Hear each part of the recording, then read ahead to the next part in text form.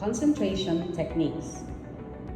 These are used in the examination of parasites in stool in cases of light infection that may have yielded a negative direct fecal smear reading. These procedures are based either on flotation or sedimentation.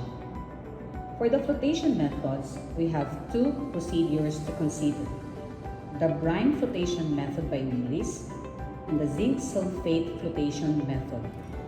Today, we will perform the brine flotation method by Willis.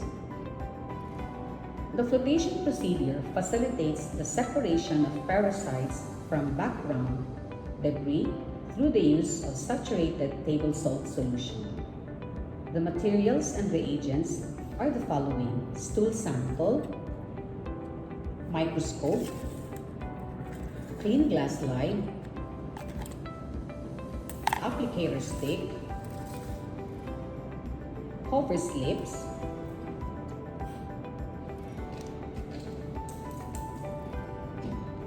marking pens, saturated brine solution composes 40 grams of sodium chloride powder, 100 ml of distilled water. Then you check for the specific gravity that it should be from 1.18 to 1.20.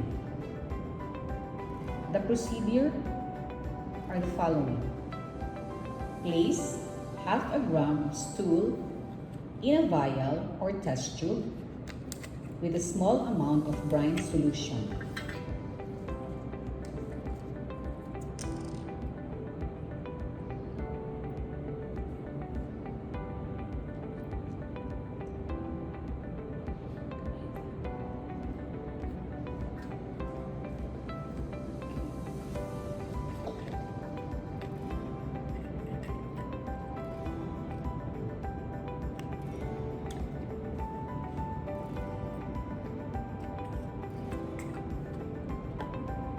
With an applicator stick, mix the specimen thoroughly with the brine to break the fecal particles and make a homogeneous suspension.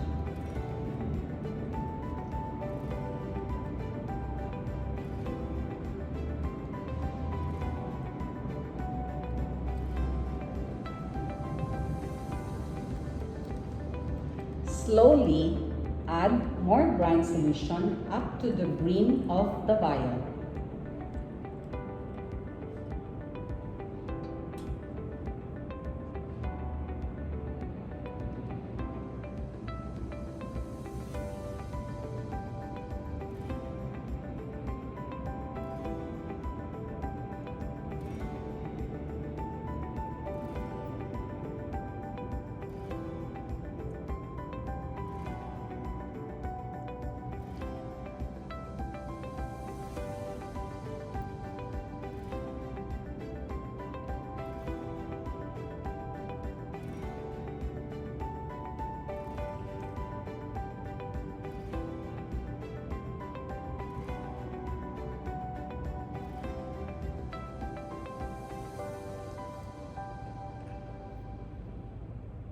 As you can see, the brine solution is up to the brim of the vial or the centrifuge tube.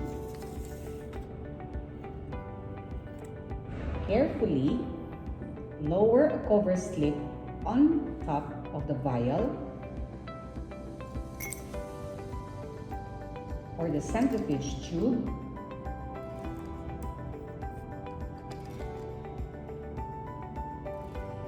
and leave it for 10 to 15 minutes.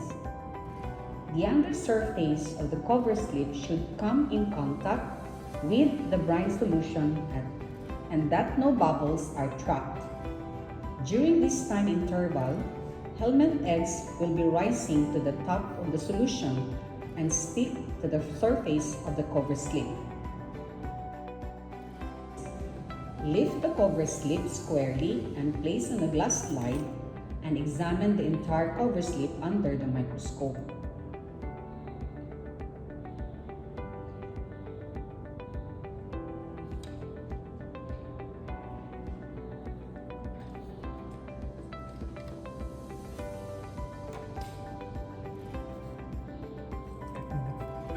report number of eggs of parasites per cover slip or in process.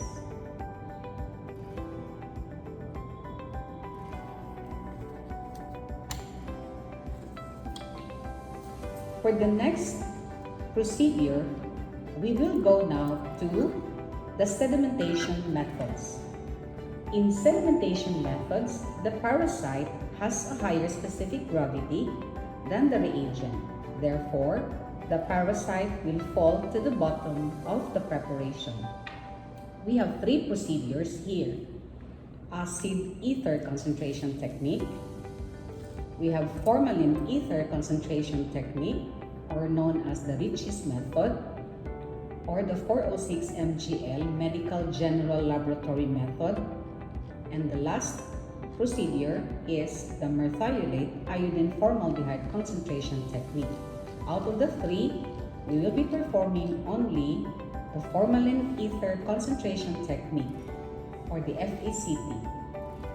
Since the number of parasitic forms in wet mount or stain smears may be too low, concentrating the sample may increase the probability of detecting and identifying any diagnostic stages of parasites. This procedure is efficient for the recovery of helmet eggs, larvae, and protozoan cysts that have been preserved with 10% formalin. Materials and reagents: stool samples, clean glass slides, cover slips, centrifuge machine, test tube rock, test tubes, gauze pad, dropper or pipette, microscope, applicator stick, and then rubber stopper. The reagents are the following: ether or ethyl acetate, 10% formalin, which is concentrated formaldehyde 10 ml and distilled water 90 ml. Prepare a fecal suspension by comminuting a small portion of stool about the size of a thumb or a marble in 10% formalin in a 10 ml flat bottom plastic cup.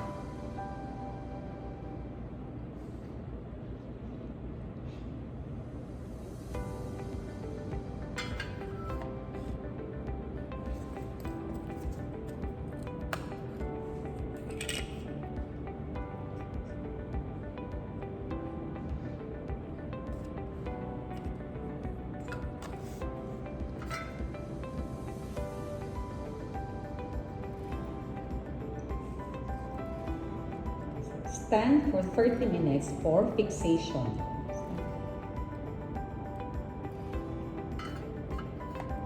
This reduces distortion of protozoan cyst.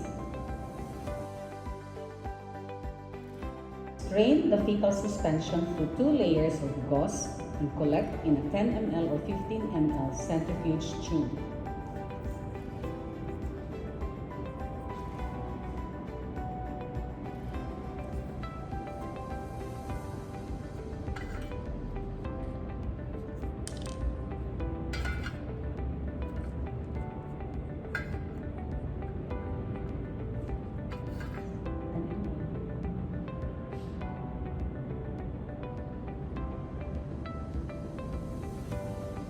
Centrifuge the emulsion and throw away the supernatant fluid. Repeat the process several times using tap water to wash fecal sediment and centrifuge until supernatant is clear. 3 washings and centrifugations are usually sufficient. With the remaining fluid sediment, resuspend it by adding about 3 ml of 10% formalin. Let it stand for 5 minutes.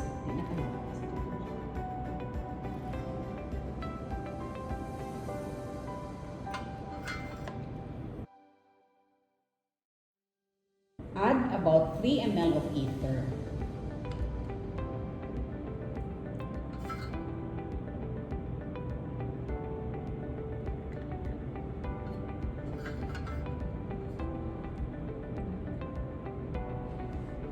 The tube is stoppered and vigorously shaken.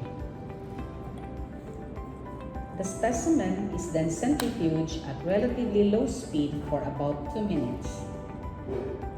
Ether, fecal debris, and formalin are completely decanted using an applicator stick to free the superficial fecal debris from the centrifuge tube.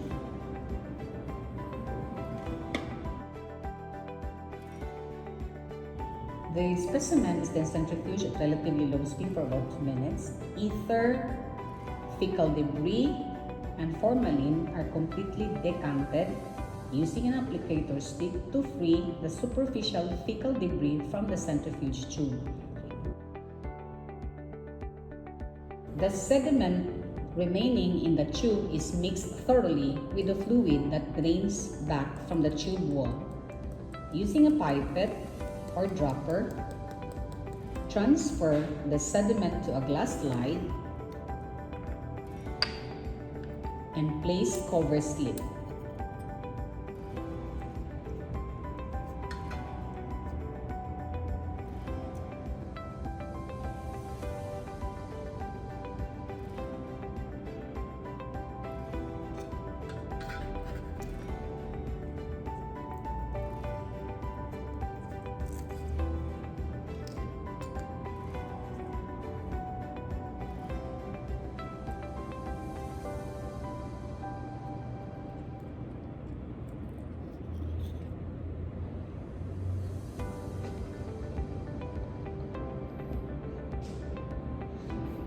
Examine the sediment under the microscope for parasites.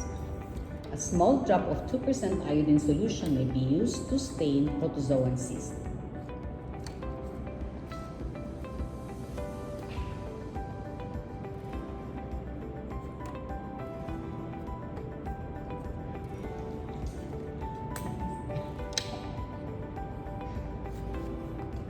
That is all about the concentration technique.